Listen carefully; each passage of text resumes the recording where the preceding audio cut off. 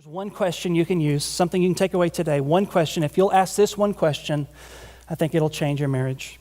And it's not a question that just applies to marriage. This question applies to all the relationships we're going to look at over the next couple of weeks. And the question is, what can I do to serve you? Or you might just ask, how can I help? Husband comes home from work, had a terrible day, he's tired, he wants to veg out, check out. And instead of doing that, he comes home, he looks his spouse in the eye, and he asks himself the question, how can I help? What can I do to serve you? And vice versa. The wife sees the husband come in. The wife's had a terrible day. The kids have been driving her nuts, or the kid has been driving her nuts.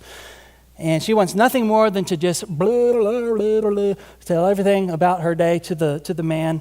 And she sees that he's had a pretty rough day. Instead of doing what she naturally wants to do, self-centeredly wants to do, she asks the question, how can I help? What can I do to serve you? In asking that question, what you're doing is you're basically reminding yourself marriage is not about me, it's about God and the gospel. It's about me taking all my strengths and gifts and abilities and leveraging those for the sake of my spouse. It's about seeking their welfare and their good. And so you do that by asking yourself the question, what can I do to serve you?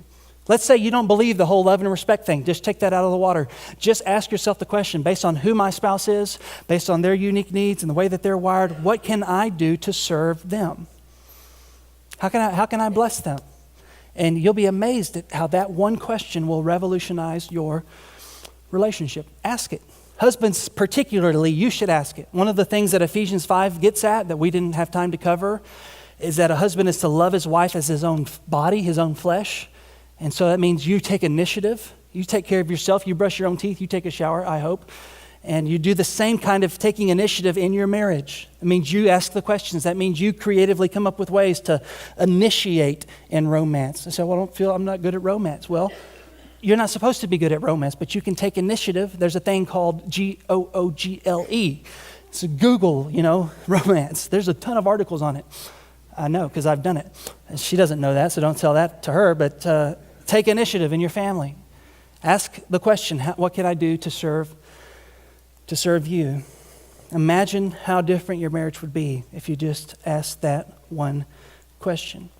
Man, you're the kephale, you're the head. That means it's up to you to start this process.